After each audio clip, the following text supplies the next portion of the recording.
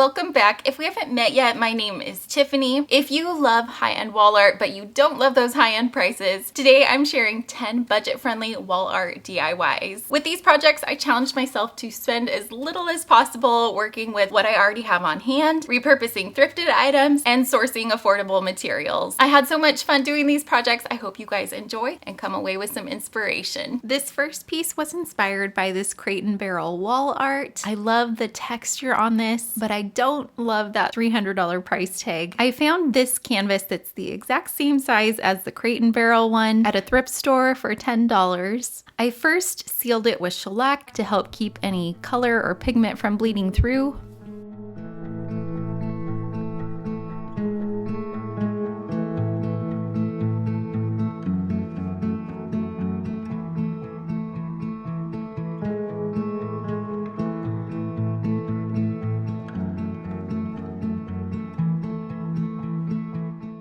Here I'm using some macrame cord that I got on Amazon.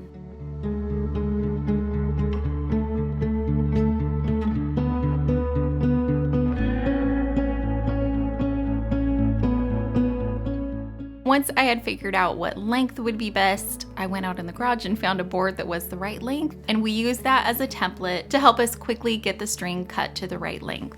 Having a second set of hands here makes this job go a lot faster, so thank you to our oldest daughter for her help with this project.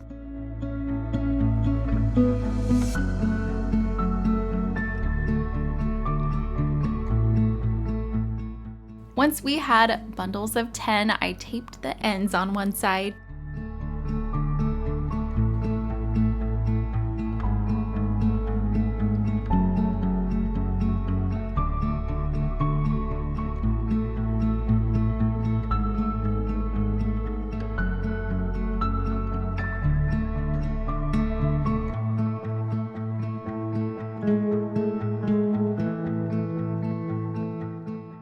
I then attached the taped end with my electric stapler.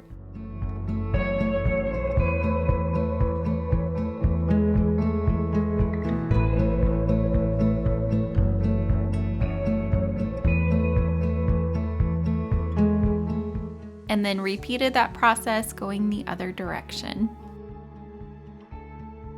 With this project, I wanted to add some visual interest by having some imperfections in the weave. So I just randomly picked up sections and started weaving through.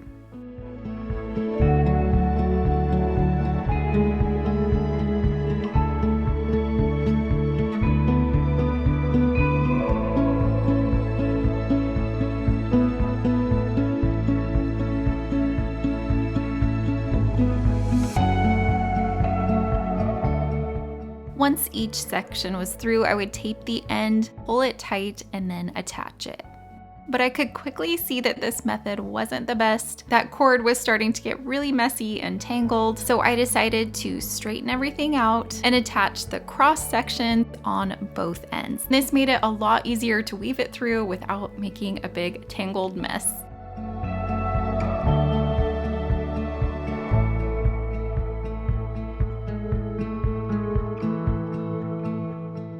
I also found it helpful to tape the end of each section and cut the excess string off before weaving it through. And as I was pulling those through, I was trying to make sure that they weren't getting too twisted. And again, I don't want this piece to look perfect, so I'm purposely missing some sections as I weave.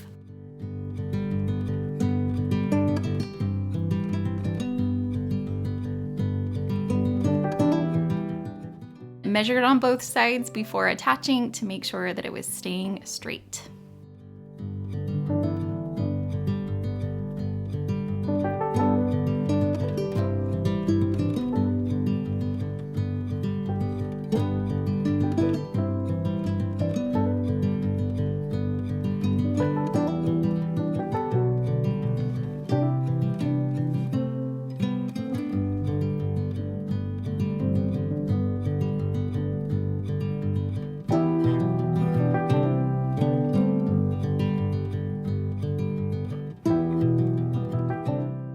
This was a really simple project, but I will say it was pretty time consuming. So I ended up doing this over a few days, and I would just do a little bit each day. In the end, this project ended up costing me $55, which is not a huge savings from the original piece, but realistically, I'm not going to spend $300 on something, but I will spend $55.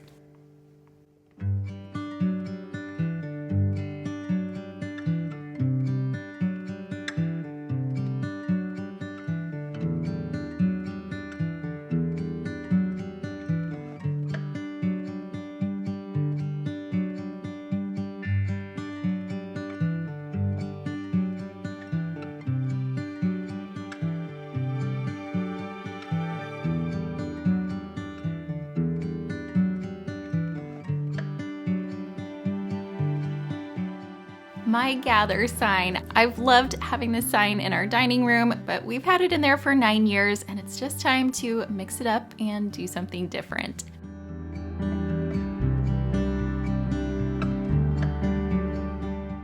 One great way to save on artwork is to purchase digital files on Etsy. These are super affordable. You can download those and have them printed yourself. So that's what I did with this here. But when I went to go look at getting it printed for a large scale print, it was looking like it was gonna end up costing me around $100. I figured there had to be a better option. So I decided to try ordering a photo banner from Walmart. I believe these are traditionally used for graduation parties or birthday parties, so I wasn't sure how the quality would be, but I decided to go ahead and give it a try because it was a lot cheaper than the other options I was seeing.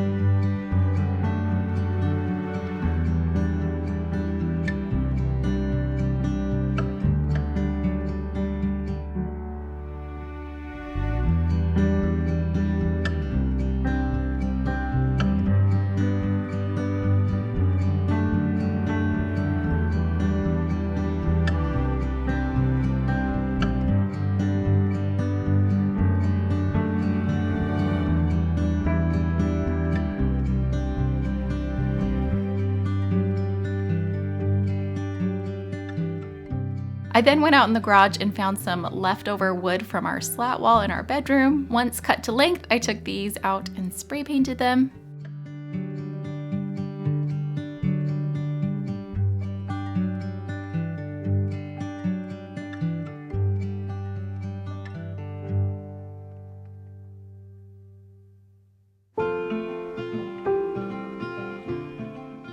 Here I'm checking to make sure that I have the right nail length.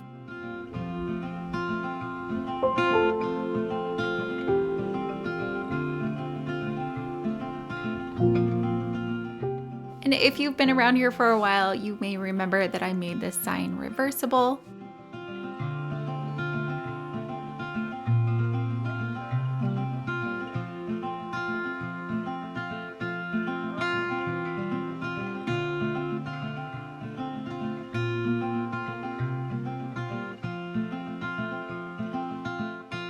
In the end, I'm really happy with this. This is a great affordable way to get a large art piece. And because I was able to work with that gather sign and use some leftover wood from the garage, this piece ended up costing me just under $30.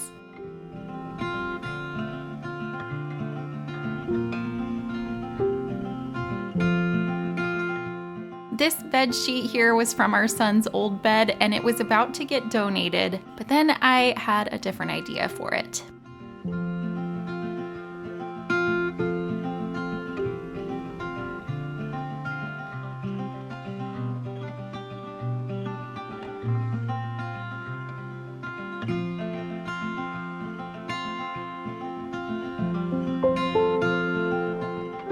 I found this canvas for free on OfferUp.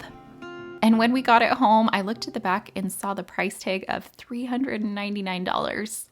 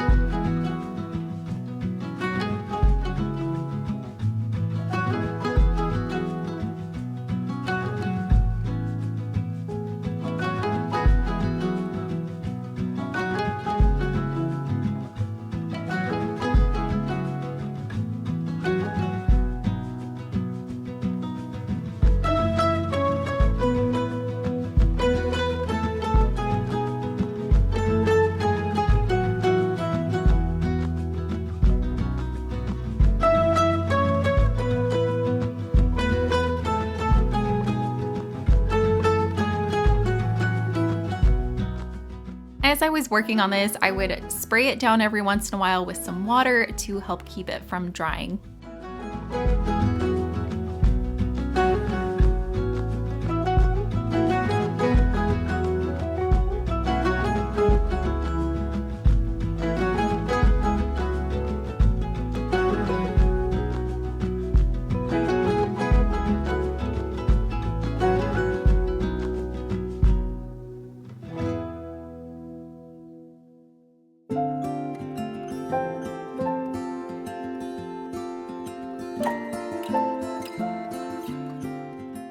Once it had started to stiffen up and set up a little bit, I ended up going over it again with more wood glue to help make sure that it would be nice and sturdy.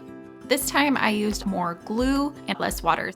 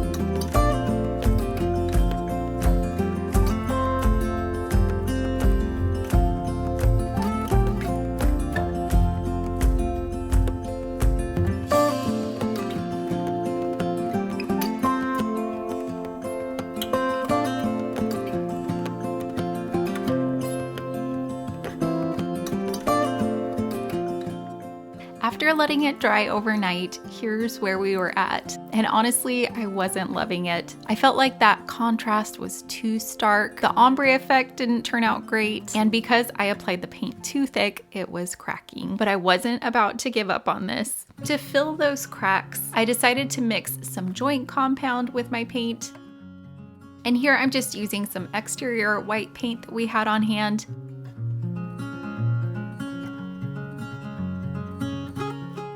And in a separate container, I mixed some joint compound with our wall color, which is Revere Pewter.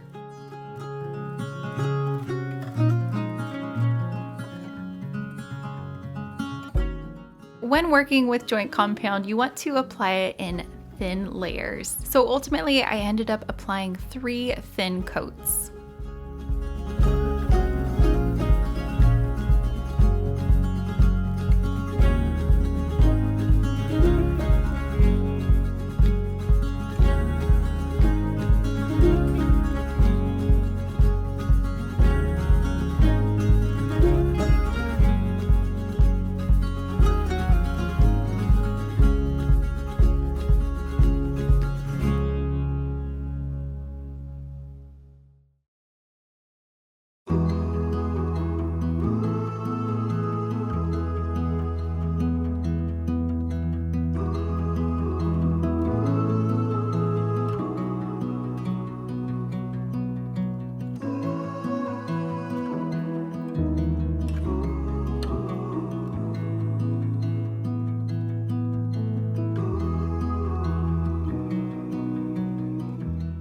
love the movement and texture on this piece, and picking up that canvas for free and working with what we had on hand, I was able to create this one for free. And once again, working with what I have on hand, this piece here was actually from my very first video here on this channel. It was my first attempt at DIY wall art. We're just gonna use it again and mix it up. I'm seeing a ton of limewash walls in design right now, but I personally am not quite ready to commit to painting a full wall or a room, so I decided to create an art piece that would bring some of that into a room. This McGee Co art piece was my inspiration, and I'm certain we can create something similar for a lot less than $1,889. I'm using some of the leftover joint compound and paint mixtures. And since I didn't have anything to put my paint on, I just added some press and seal to a plate.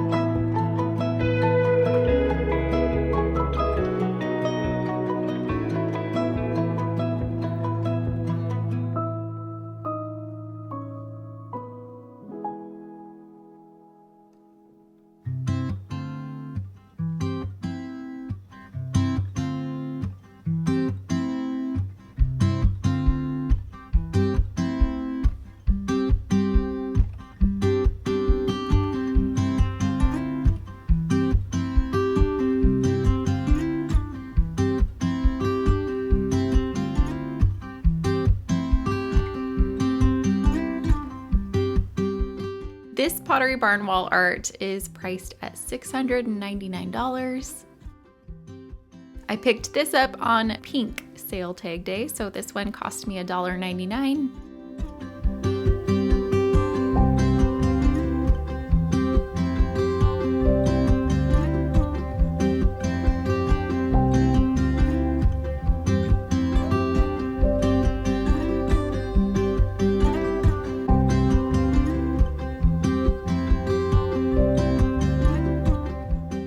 Mat was really well attached on there, and I didn't want to rip or damage anything, so I decided to just leave it.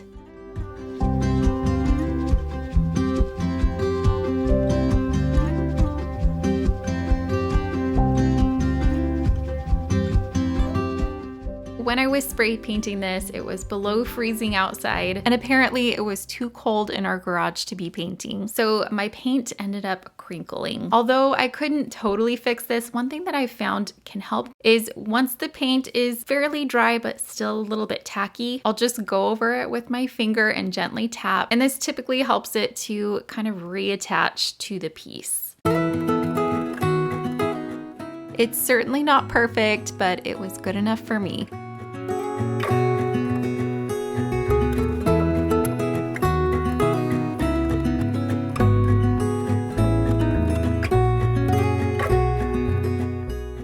I found this here on Amazon.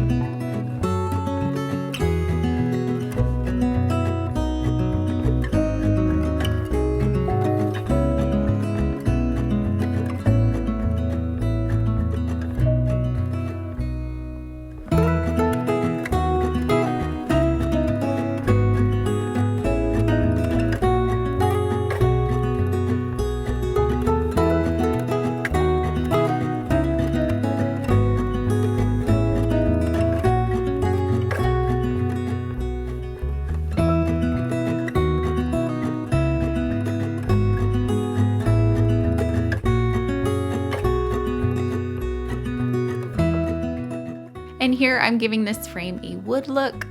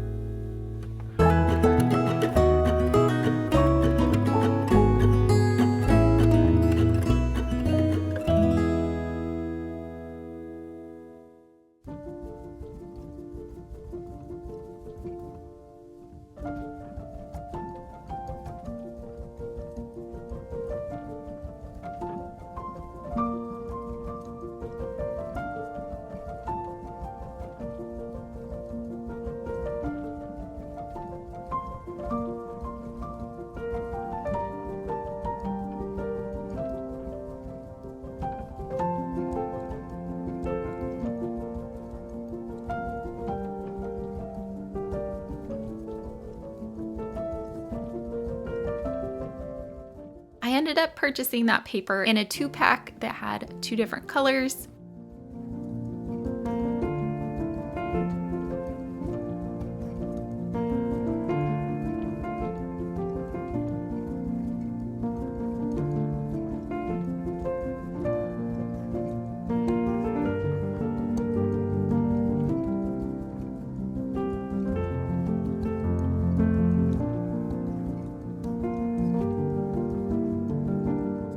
By wetting that paper, it became malleable. I could then easily put them in these embroidery hoops.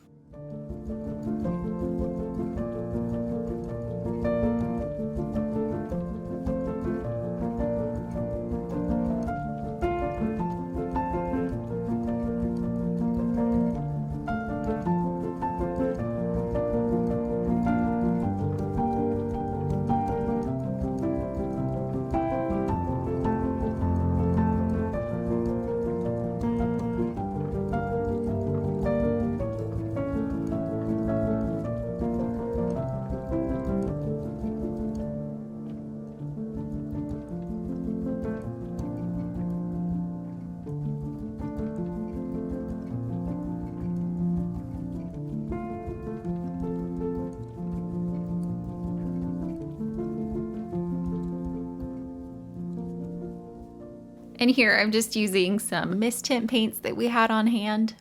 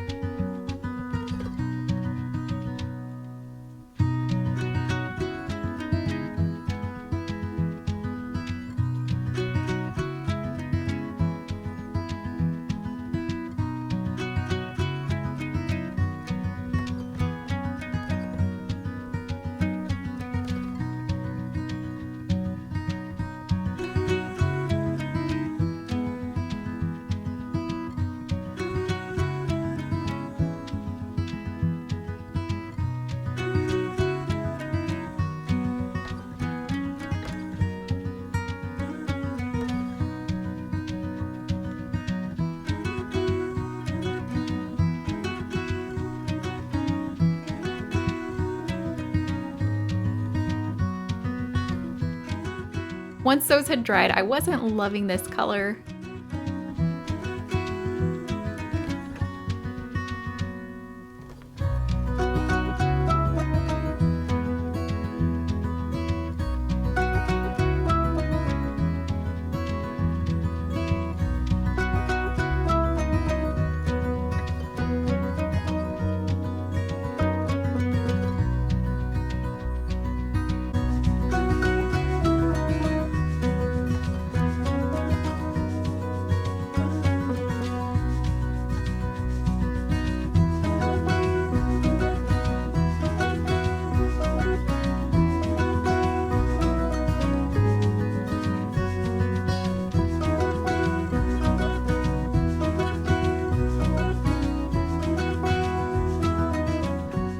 added some gesso to seal it.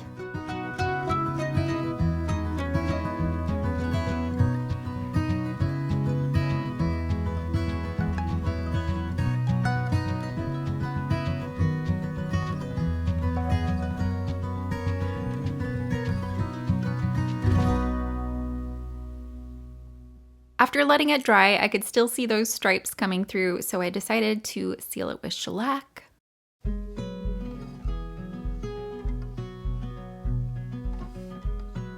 I then topped it with white primer, and even after that, I could still see those stripes. So instead of doing the light piece that I had originally had in mind, I decided to switch it up and go for something dark.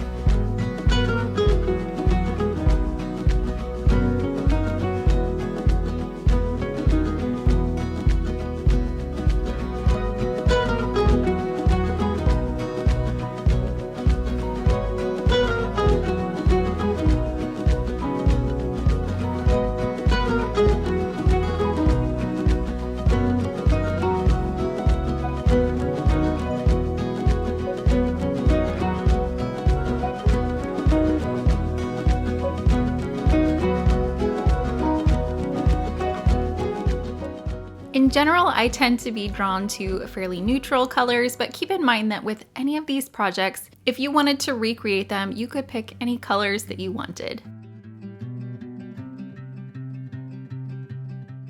I really don't know what I'm doing here. I'm just playing and trying some different things and seeing what I end up with. When it comes to abstract pieces, I don't think there's really a right and wrong. I say just keep going until you're happy with it, and in the end, if you're not, you can always just paint over it.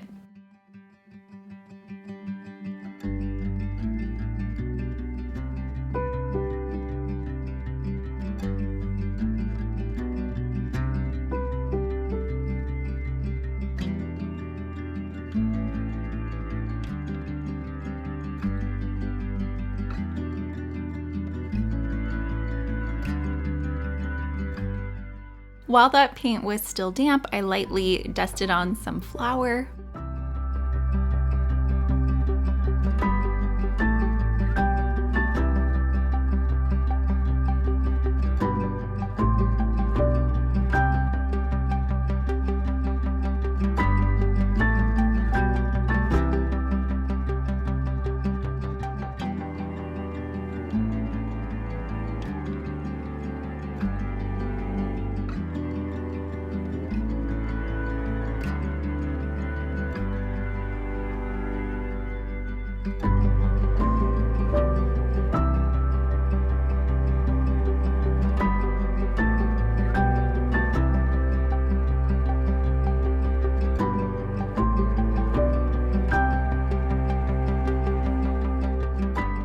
Whenever I'm marking something to make a cut, I put an X on the side that I'll be removing, and that helps me to make more accurate cuts and remember which side of that line I'm cutting on.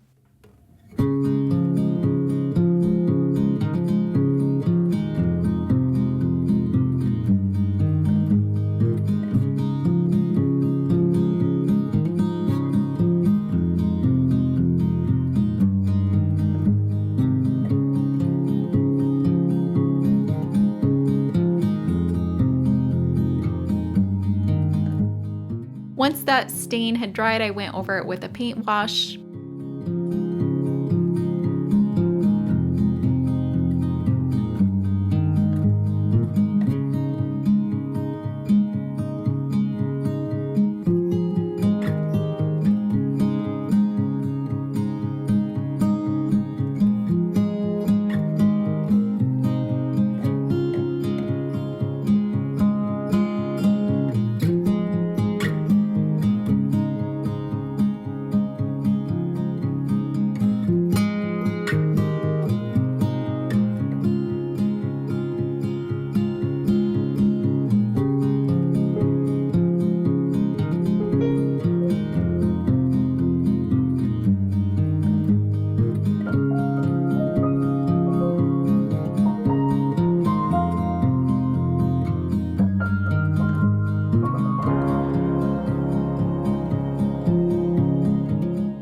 This basket is something I found in the Goodwill bins. I had hoped that I might be able to remove that design by soaking it in some bleach.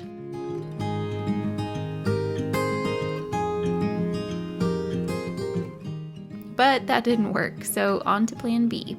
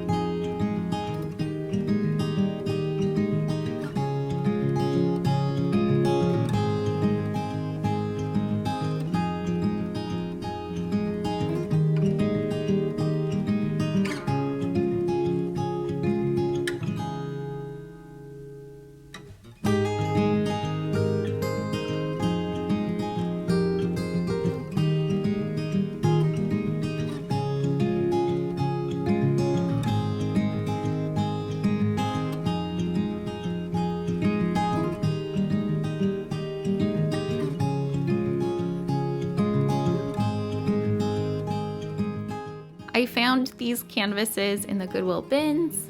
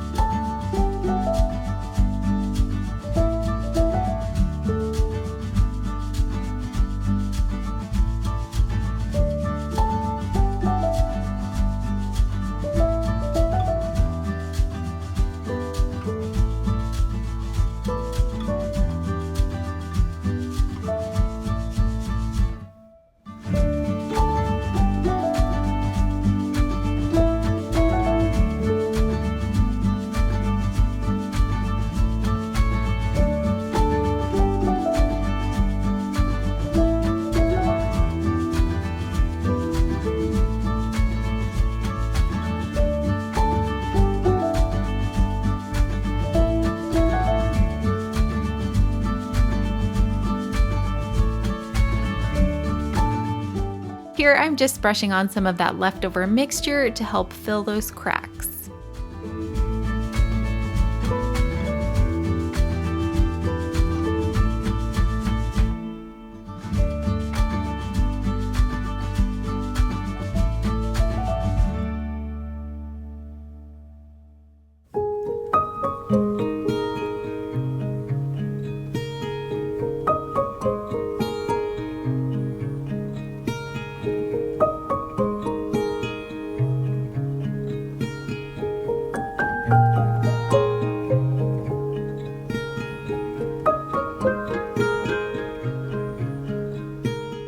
This day, green tags were $1.99.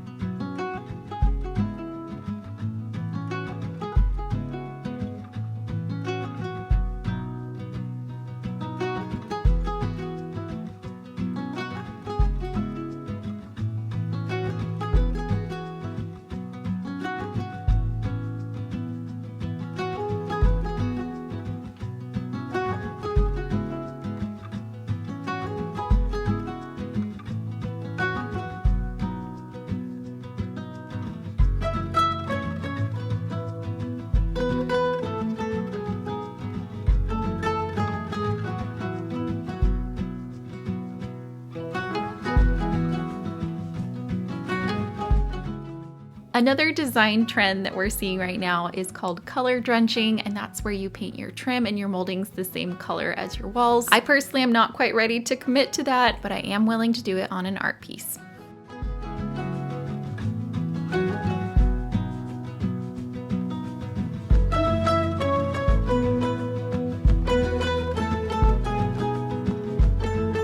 This is an easy way to add a little something extra to your frames and make them look more substantial.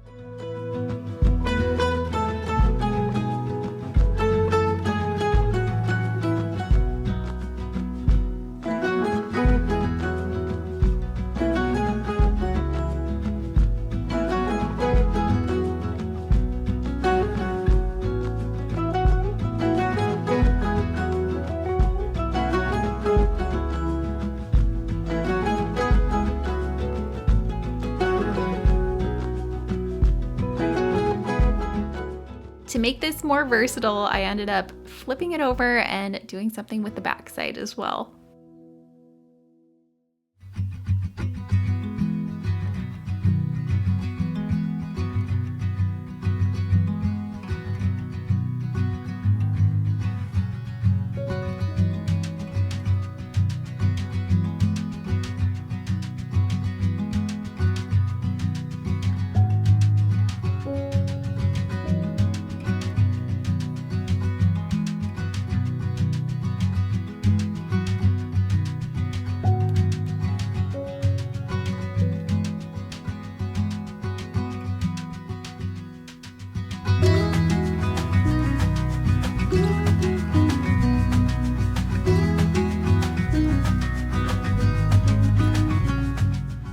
I ordered these on Amazon.